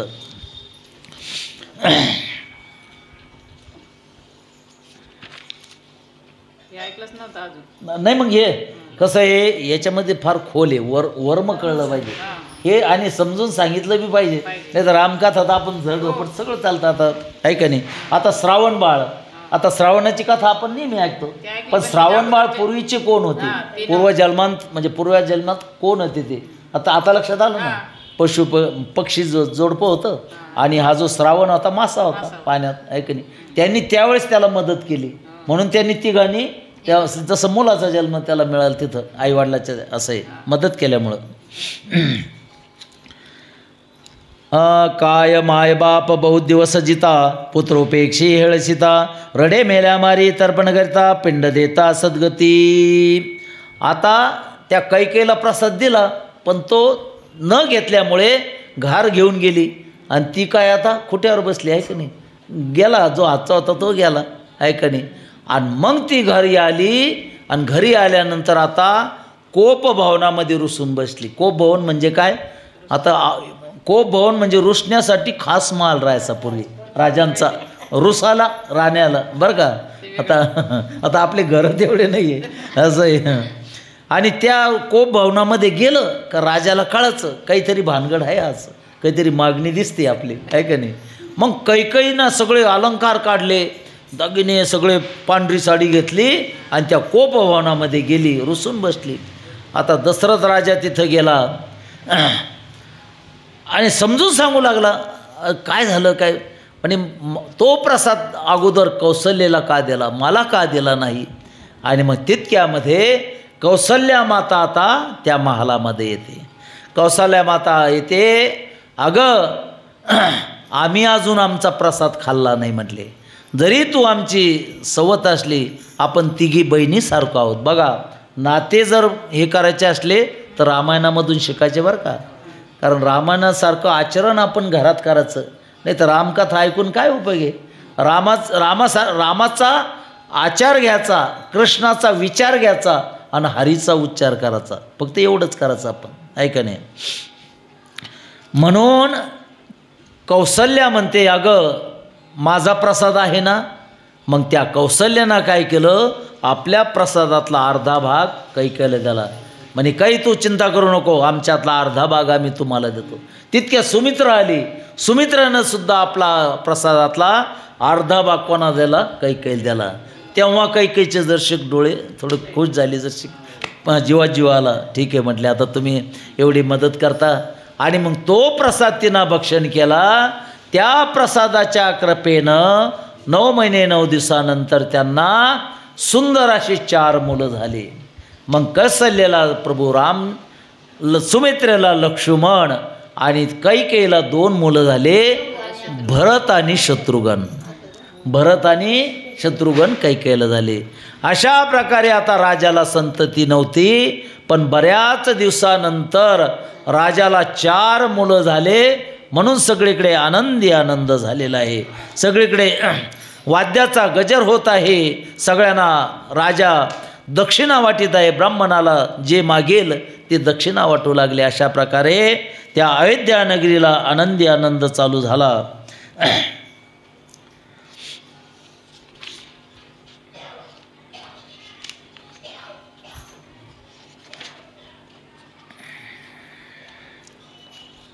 श्री सद्गुरु रामचंद्राय नमः. श्रीरामाचा जन्मप्रभाव अजन्मा जन्मेल राम राम. पाहू आला सर्व नर समदाव, तो नवलाव पाहू आले. प्रसूती समय कौसलेसी, तव अयोध्येच्या चौपासी. माने दाटली आकाशी, बद वेगेसी पयाले. सूर्यवंशा येईल रघुनाथ, या लागी माध्यान्नी आला आदित्य. लग्नी राधीला विजेता जन्म मुहूर्त राघवा. वक्री अतिचर होणं, वेगी चाली न आपण. केंद्रीय आणि उच्चस्थान तेथे गगन स्वयाले. शुद्ध सोमणे वसंत ऋतू, मधुमासाती विख्यातू. शुक्ल पक्ष नवमी आतू, जन्म रघुनाथ पावला. प्रभू रामचंद्र भगवान की जय. आता भगवंताचे हे 2 अवतार कोणते कोणते? त्रेतायुगामधला राम अवतार आणि द्वापार युगामधला कृष्ण अवतार. आता या दोन्ही जर अवताराचं जर आपण विचार केला बरं का, थोडा तुलना करू दोन्ही, तर रामप्रभू कधी जन्मले? दुपारी जन्मले. कृष्ण भगवान कधी जन्मले? रात्री जन्मले. सगळं उलट आहे बरं का, विरुद्ध आहे सगळं, आहे का नाही? पुन्हा राम प्रभू महालामध्ये ज्याचा जन्म झाला, कुठं? महालामध्ये झाला.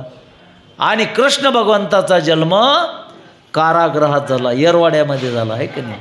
म्हणजे बंदीखान्यात, मथुरेला.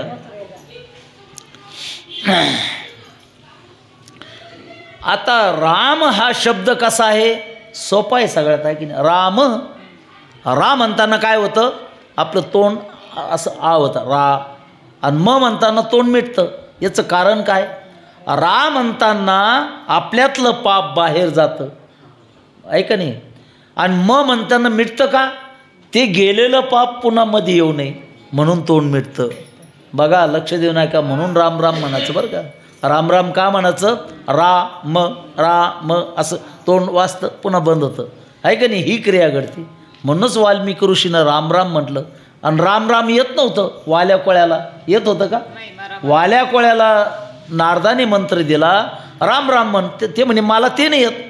मग तू कोणतं काम करतो? तर माराचं काम करतो. त्याला मारा मारा हा मंत्र दिला. जसं मारा मारा तुम्ही जर म्हणलं मारा मारा मारा, तर रामा रामा येतं.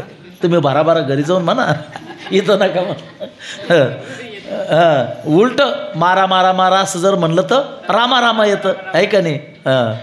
आणि मग तोच मंत्र वाल्या कोळीनं 12 वर्ष तपश्चर्या केली. मारा मारा मारा राम राम राम हा तपश्चर्या झाली. आणि त्याच वाल्या कोळीचा कोण झाला? तो वाल्मिकी ऋषी बनला. आणि नुसताच बनला नाही, तर शतकोटी रामायण लिहून ठेवलं, आहे का नाही? राम जन्माच्या आधी हे शतकोटी रामायण वाल्या कोळीनं म्हणजेच वाल्मिकी ऋषींना लिहून ठेवलं, आहे का नाही? आणि सांगितलं देवाला, देवा जसं मी रामायण लिहिलं तसं तुला वागावं लागेल. म्हणून रामाचा जो अवतार आहे पूर्ण अवतार आहे, आणि श्रीकृष्ण भगवानाचा परिपूर्ण अवतार आहे, आहे का नाही? राम हा हे अक्षर कसं आहे? सोपं आहे राम. पण कृष्ण अक्षर कसं आहे? सगळे जोडाक्षरच आहे त्याच्यात. कृष्ण, आहे का नाही? कलर जोडलेलं शलन, म्हणजे राम सोपं आहे, कृष्ण अवघड आहे का नाही? राम म्हणजे रमयंती, कृष्ण म्हणजे चित्त आकर्षण करून घेणारा कृष्ण, आहे का नाही? राम हे एक पत्नी एक वचनी एक बाणी होते. कृष्ण हा अनेक पत्न्या अनेक वचन्या आणि अनेक बाण्या. कोण? कृष्ण. फरक कळू लागला ना. रामकृष्णाचा फरक बघून घ्या बरं का, दोन्ही अवतारातला आहे का नाही.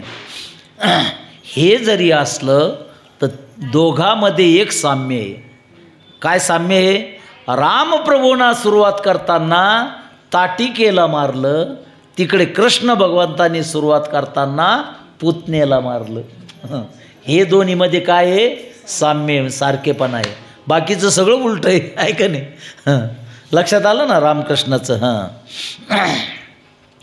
म्हणून असा असणारा प्रभू रामचंद्र भगवान यांचा नवमीला, शुक्ल पक्ष नवमीला जन्म, रघुनाथाचा जन्म झालेला आहे. सगळीकडे आनंदी आनंद झालेला आहे.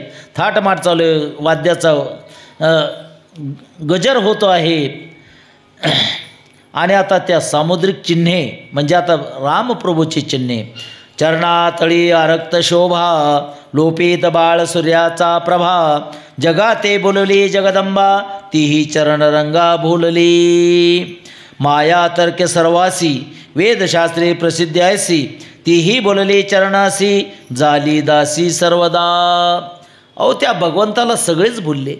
दाश्या भुलल्या, माया भुलली आहे का नाही. कारण माया कोणा निर्माण केली? त्यानंच केली निर्माण. कारण त्याला कर्मच नव्हतं देवाला आहे का नाही. देव पहिले एकटेच होते, त्यांना कर्मना. मग शेवटी त्यांनी काय निर्माण केली? माया निर्माण केली. आणि ती जसं मायेला इकडं सोडून दिलं का सगळे मायेमध्ये आपला जीव काय झाला? गुरफटून गेला.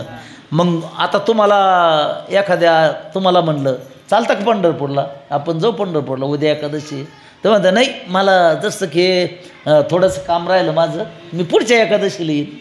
किंवा दिंडीला, चला ना दिंडीला, नाही मग हे जसं लग्न जवळ आलं तयारी करणे. म्हणजे ही माया आहे. हे तुम्हाला जी ओढती ना इकडं, ती माया ओढती. आणि माया कोणाकडे जाऊ देत नाही? ब्रह्माकडे जाऊ देत नाही बरं का. माया ओढीत राहते. म्हणून ब्रह्माकडे जायचं त्या मायेला दूर करावं लागतं आहे का नाही. कृष्ण भगवान ज्यावेळेस जन्माला आले त्यावेळेस काय झालं? कृष्ण आपल्या वासुदेवाला म्हणायला लागला, बाबा मला उचला आणि गोकुळामध्ये नेऊन टाका. मग वसुदेव म्हणतात, अरे हे सगळं कड्या कुलपा बंद आहे आणि मी कसं? तुम्ही फक्त उचला म्हणे.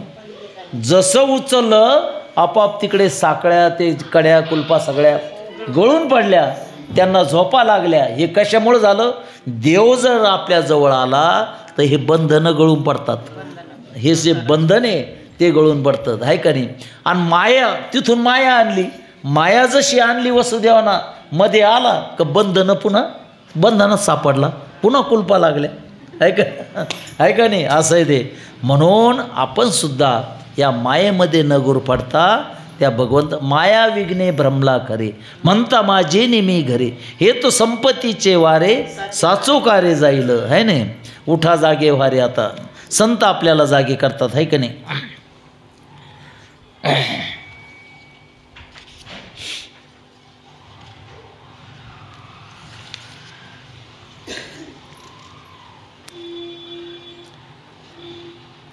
आणि मग 4 पुत्र झाल्यानंतर दशरथ राजाला आनंद झालेला आहे. आणि आता सगळ्यांचं नामकरण विधी, आता हा सोहळा मोठ्या थाटामाटात सगळीकडे चालू आहे.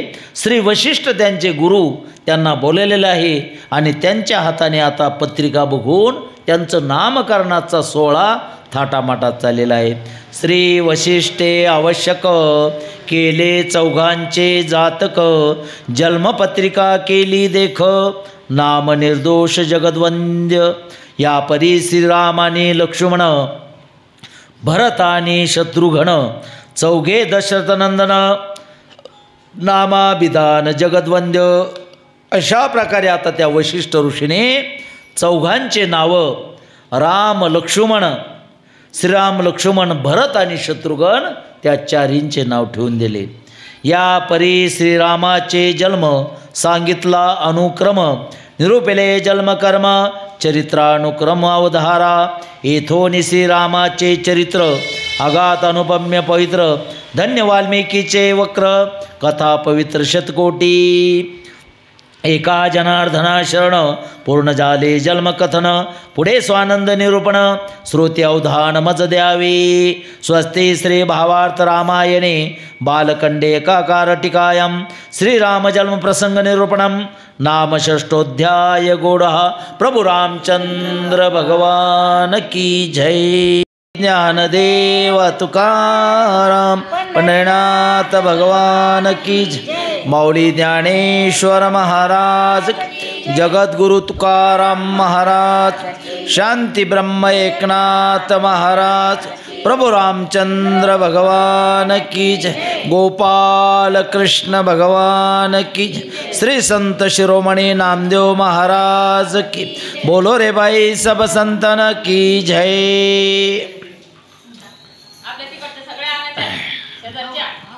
त्रेतायुगामध्ये रामचंद्र प्रभूच्या रूपामध्ये अयोध्या नगरीला दशरथ राजाच्या घरी अवतार धारण केलेला आहे आणि आता प्रभू रामचंद्र भगवान राजपुत्र चारी राम लक्ष्मण भरत आणि शत्रुघ्न हळूहळू आता मोठे होऊ लागले आणि मोठे झाल्यानंतर एक दिवसाचा प्रसंग असा झाला की विश्वामित्र ऋषी दशरथ राजाकडे येतात।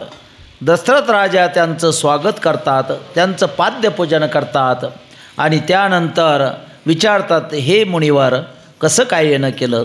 आणि मग विश्वामित्र ऋषी म्हणतात हे राजन की आपल्या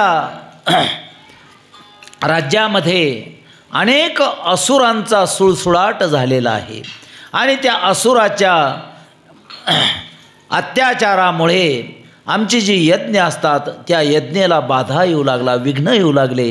म्हणून हे राजन तुमचे जे प्रभू रामचंद्र भगवान यांना काय करत आता माझ्यासोबत तुम्ही पाठवा, ते माझ्या यज्ञाचं रक्षण करतील। पण दशरथ राजा त्यांना म्हणतो अरे बाबा हे आत्ताच त्यांनी जन्म, हे कुमार आहे, यांना काय येणार आहे। मग त्यावेळेस विश्वामित्रेश म्हणतात की त्यांना काय येणार नाही, करीन ते काय नो हे महाराज परिपाहे बीज शुद्धांगी। ते काय करणार नाही, ते साक्षात ब्रह्म आहे। आठवण करून देतात राजनला की साधे नाही ते अवतारी पुरुष आहे। आणि मग असं म्हटल्याबरोबर दशरथ राजाने परवानगी दिली आणि राम लक्ष्मणाला घेऊन विश्वामित्र ऋषी आपल्या आश्रमाकडे निघातात आणि त्यानंतर मध्ये एक वन लागतं, त्या वनामधून न जाताना आपण दुसऱ्या मार्गे जाऊ म्हटले। काय आहे वनाची काय भानगड आहे, म्हणे येतं ताटिका नावाची राक्षसीन, भयानक राक्षसीन राहते। रामप्रभू म्हटले चला ह्याच वाटेनं जाऊ, तिचा काय करू आपण आता काटा काढू म्हटले, आहे का नाही। कारण जसं श्रीकृष्ण भगवंतांनी पहिले बोनी कोणाला केली, पुतना राक्षसीन मारली, तसं इथं रामप्रभू आता त्या ताटिकेच्या दिशेने निघाले आणि तिथं गेल्यानंतर तिचे जे मुलं होते त्या मुलांना मारलं आणि त्या ताटिकेचा वध केला।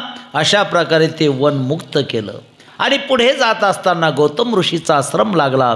गौतम ऋषीचा आश्रमामध्ये एक शिळा पडलेली होती, त्या शिळेचा स्पर्श झाल्याबरोबर त्या शिळेतून एक स्त्री उत्पन्न झाली, तिचंच नाव अहल्या। अहल्या कोण होती, गौतम ऋषीची पत्नी अहिल्या होती, जिला शाप मिळाला होता गौतम ऋषीचा। त्या गौतम ऋषीच्या शापामुळे ती शिळा होऊन पडलेली होती। पण तिनं पुन्हा उशाप मागितल्याबरोबर सांगितलं होतं त्रेतायुगामध्ये ज्यावेळेस रामप्रभूचा तुला स्पर्श होईल त्यावेळेस तुझा उद्धार होईल आणि ती वेळ आता आली, म्हणून त्या अहिल्याचा उद्धार तिथं झाला। त्यानंतर पुढे रामप्रभूला घेऊन विश्वामित्र ऋषी आपल्या आश्रमामध्ये जातात। अनेक विद्या शस्त्रास्त्राचा अभ्यास ते रामप्रभूला आणि लक्ष्मणाला देतात।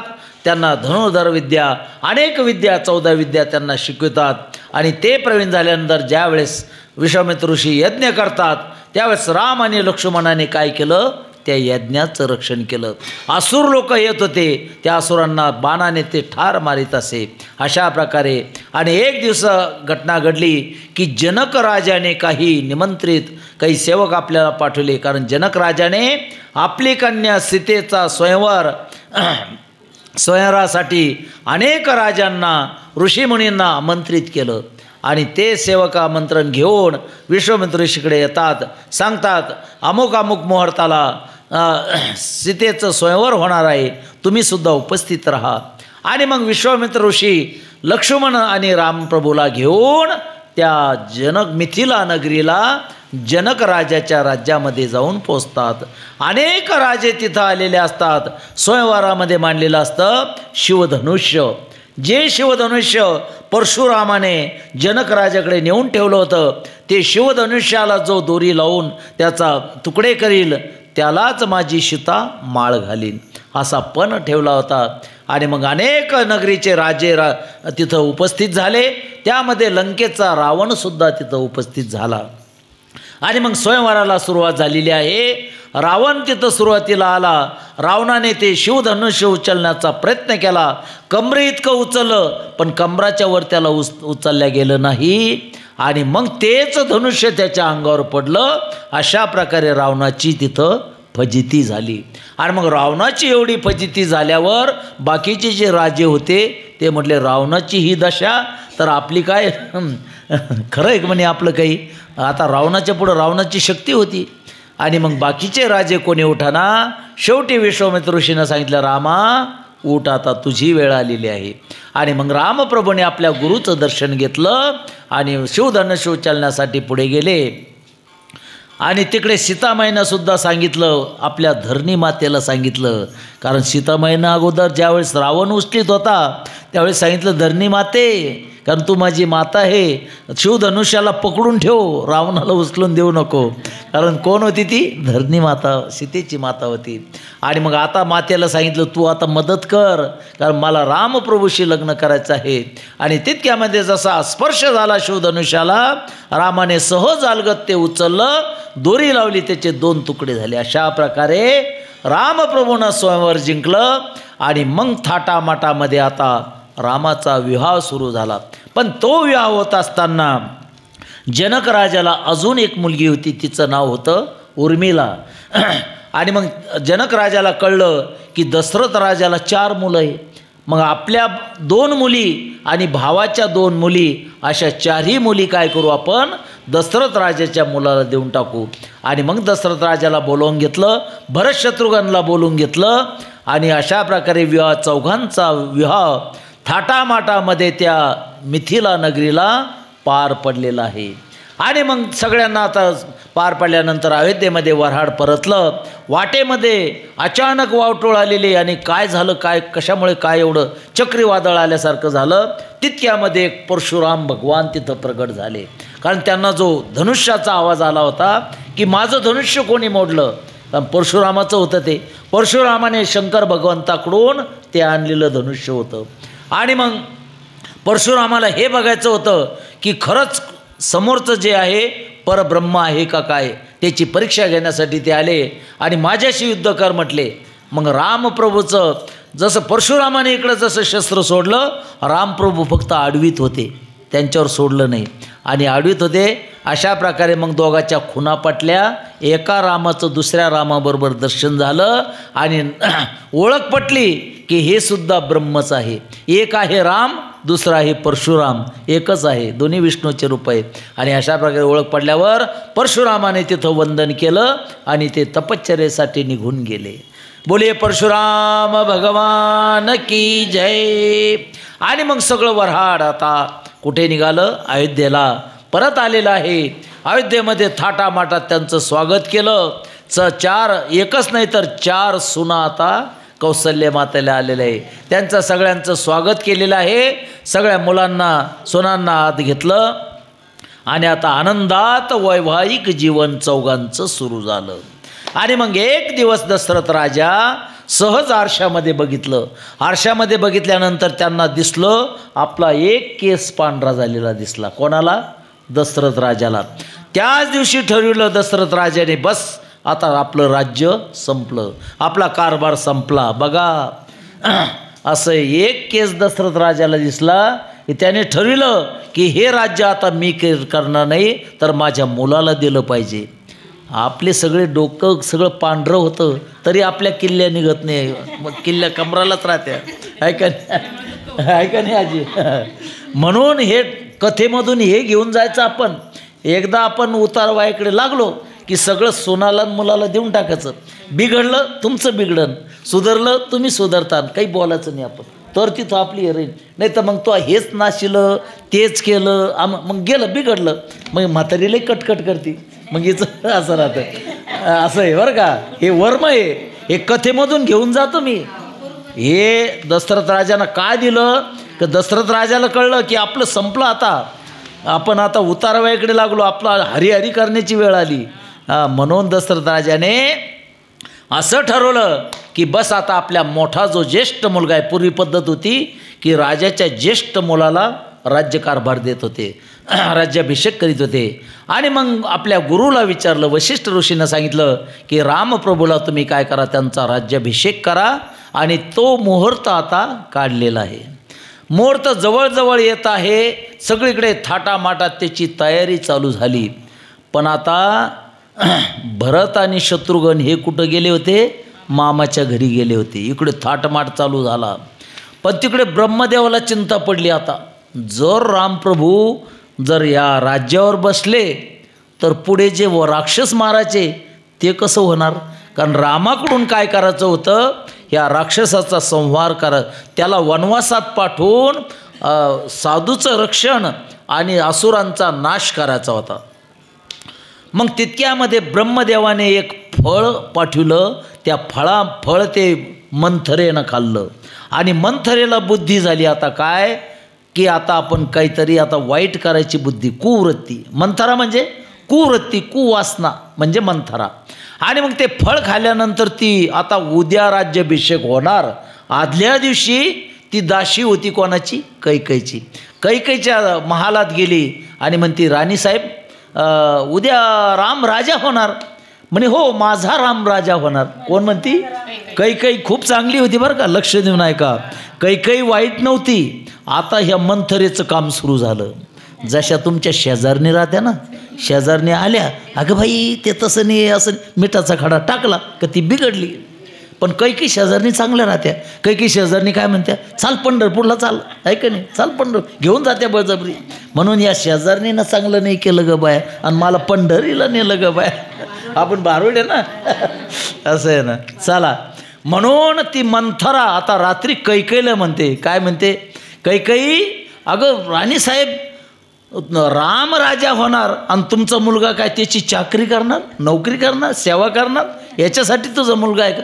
अगं तुला आठवतं का, म्हणे काय, तू एकदा युद्धात गेली होती आणि तुझ्या पतीने तुला 2 वर दिले होते. म्हणे हो तेव्हा मी गेले होते, कबूल करेले. आता ती वर मागायची वेळ आलेली आहे. आता ती वर मागायची वेळ आली. म्हणून म्हणे काय करू मग, म्हणे एका वराने तुझ्या मुलाला भरताला राज्यावर बसव आणि दुसऱ्या वराने रामाला 14 वर्ष वनवासाला पाठव. कोणा सांगितलं, मंथरेनं कैकेयीला सांगितलं. आता कैकेयीसुद्धा बिघडली आहे का. आतापर्यंत चांगली होती पण बिघडली आता. शेवटी विनाशकाले विपरीत बुद्धी. त्याप्रमाणे आता तीसुद्धा कोपभवन होता, कोपभवनामध्ये जाऊन बसली. कशाला, रुसली ना. त्या कोपभवनात गेलं का समजून घ्यायचं ही राणी रुसली, आता काहीतरी मागणं आहे. आणि मग दशरथ राजानं पाहिलं, हां आपली आता उद्या राज्याभिषेक होणार आणि आपली आवडती राणी त्या कोपभवनामध्ये जाऊन बसली. राजा लगेच आला. राजाने आल्याबरोबर म्हणतो, अगं कैकेयी हे काय आहे, आपली तिकडे थाटमाट चालू आहे, आता राम राजा होणार, तयारी चालू आहे, तू इथं कशा. 1 ना 2 काहीच नाही. बायांचं लय अवघड राहतं. लगेच डोळ्याला पाणी काढणं, लगेच दाटून नाटक करणं, जा तिकडं मला नाही बोलायचं. कैकेयीनं नाटक सुरू केलं. अगं सांग ना तुला काय पाहिजे ते देतो, पण हे रुसून बसू नको, रुसून बसण्याची वेळ नाही. म्हणे देतान, हो शब्द द्या मला. म्हणे दिलं. आणि मग त्यानं ते वर सांगितले, म्हणे ऐका माझ्या भरताला राज्यावर बसवा आणि रामाला 14 वर्ष वनवासाला पाठवा. असं ऐकलं राजा तिथंच धाडकन खाली पडला. कारण दशरथ राजाचा रामावर लय जीव होता बरं का. रामावर इतका जीव होता, रामाशिवाय काहीच त्यांना हे. कारण रामप्रभू सगळं फार. आणि असं म्हणल्यावर माझा राम वनवासाला पाठवणं, अगं कैकेयी तू दुसरं माग, काही माग दुसरं, पण रामाला पाठवू नको. हा वाटलंच तर भरताला राज्यावर बसव, पण रामाला पाठवू नको. विनंती केली कैकेयीला, पण नाही म्हणे, मला हे 2च वर पाहिजे. आणि इतक्यामध्ये रामप्रभू तिथं येतात. रामप्रभूंना सगळं पाहिलं की बाबा पडले, बाबांना उठवलं. आणि काय झालं बाबा? म्हणे असं असं तुझ्या आईनं असं असं वर. काही हरकत नाही म्हटले, जशी तुम्ही आज्ञा दिली तर मी तुमची आज्ञा पाळणार. याला म्हणतात वडिलाची आज्ञा पाळणं. आता ह्या कथेमधून आता मुलं तर कोणी नाही इथं, सगळे पालकच आहे. मुलांना हे हा घेऊन जायचं बोध, ही आपल्या आईवडिलाची आज्ञा मुलांनी पाळली पाहिजे. या कथेमधून हे गेलेलं. तर मग रामप्रभू म्हणतात जशी तुमची आज्ञा बाबा, तुम्ही आज्ञा द्याल, मी वनवासाला जायला तयार आहे. आणि मग रामप्रभू वनवासाला जायची तयारी करतात. तितक्यामध्ये सीता येते. सीता म्हणते मी तुमच्यासोबत येणार. अगं सीते, तिकडं काही गाद्या आहे का? तिकडं काटे हे, दगडं हे, तिथं वनवास म्हणजे काही सोपं आहे का? तिथं पाऊस आहे, पाणी आहे, ऊन आहे, तुला सहन होणार नाही. तू राजपुत्री आहे, जनकराजाची लाडकी कन्या आहे, तुला सहन होणार नाही. नाही म्हटले, जिथं तुम्ही तिथं मी. याला म्हणतात पत्नी. तुमच्या सुखात मी सहभागी होईल, तुमच्या दुःखातसुद्धा सहभागी. म्हणून पत्नीनं आपल्या नवऱ्यावर काही संकट आलं, संकटाच्या वेळी बी सहभागी व्हायचं. आणि सुखाच्या वेळेसुद्धा सहभागी व्हायचं. सुख दुःख वाटून घ्यायचे. म्हणून ती सीता तयार झाली. सीतेला परवानगी दिली. तितक्यात लक्ष्मण आला. दादा मी पण येतो. अरे लक्ष्मणा, तू आपल्या आईवडिलाची सेवा कर, राज्याचा कारभार बघ, भरताला मदत कर. नाही नाही नाही, मला काही करायचं नाही.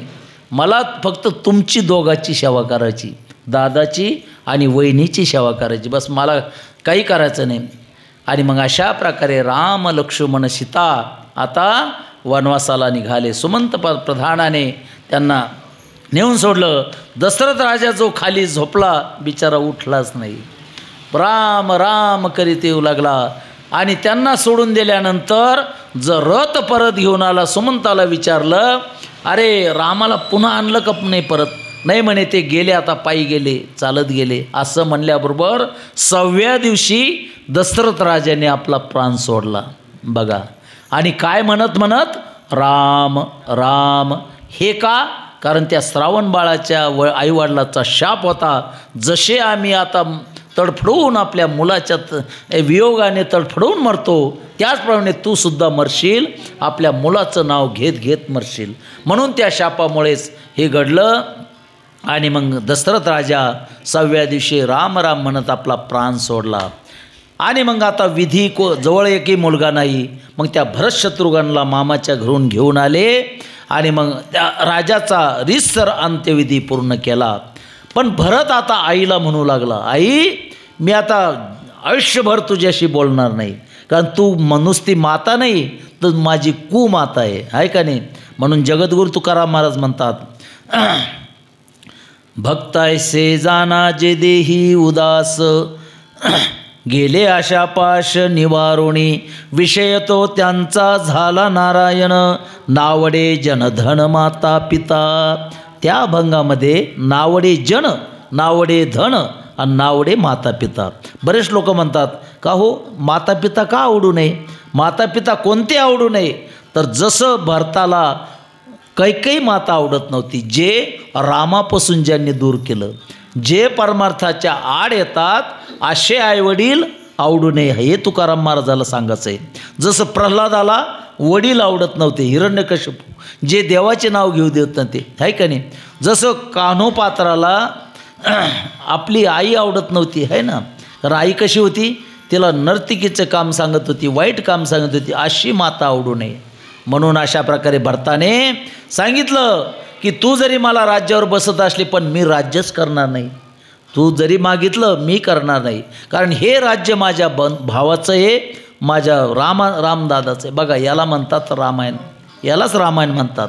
कारण जे तुझं ते तुझंच आणि जे माझं ते सुद्धा तुझं, हे सांगणारं रामायण आहे. आणि त्याच्या विरुद्ध महाभारत आहे का नाही? दुर्योधन काय म्हणतो? जे तुमचं ते माझं आणि जे माझं ते माझंच. हा फरक आहे रामायण आणि महाभारतामध्ये, हा फरक आहे. म्हणून अशा प्रकारे भरताने काय केलं? म्हणे आता लगेच मी जातो आणि माझ्या रामप्रभूला घेऊन येतो, त्यांचं राज्य त्यांना देऊन टाकतो. राम आणि शत्रुघ्न आपल्या त्यांना घेऊन त्या रामप्रभूकडे निघतात. तोपर्यंत रामप्रभू चित्रकूट पर्वतावर राहत होते. सगळे जाऊन तिथं भेटले आणि भरताने विनंती केली, चला दादा तुमचं राज्य तुम्ही सांभाळा. नाही म्हटले, आता एकदा वडिलाची आज्ञा आहे, वडिलाची आज्ञा, मला 14 वर्ष मी येणार नाही, पण मी 14 वर्ष संपल्याबरोबर त्याच दिवशी मी अयोध्येला येईल, हा हे माझं वचन आहे. ठीक आहे म्हटले. मग आणि मग असे एक तरी काम करा, तुमच्या पादुका मला द्या. काय द्या? तुमच्या चपला पादुका मला द्या. मग भरताने त्या पादुका आपल्या डोक्यावर घेतल्या, अयोध्येला आला, त्या पादुका सिंहासनावर ठेवल्या रामाचं प्रतीक म्हणून. आणि ते भरत नंदीग्रामला जाऊन नामस्मरण करू लागला. कोणाचं? रामप्रभूचं. याला म्हणतात रामायण, आहे का नाही? म्हणून अशा प्रकारे आता इकडं रामप्रभू अनेक वर्ष चित्रकूट पर्वतावर राहिले आणि चित्रकूट पर्वतामधून आता पुढे निघालेले आहे.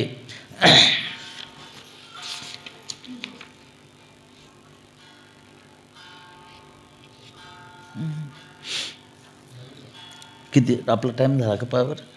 रामप्रभू पुढे वाटेमध्ये भारद्वाज ऋषीचा आश्रम लागला. भारद्वाज ऋषीच्या आश्रमामध्ये थांबले आणि भारद्वाज ऋषी सांगतात की हे राम, तू आता 14 वर्ष इथं या आश्रमामध्ये राहू शकतोस. पण रामप्रभू म्हटले नाही, कारण इथं मी जर राहिलो तर अयोध्या इथून जवळ आहे आणि ते मला शुद्धीत तिथे येतील, मला घेऊन जातील, म्हणून मी आता दूर जात आहे.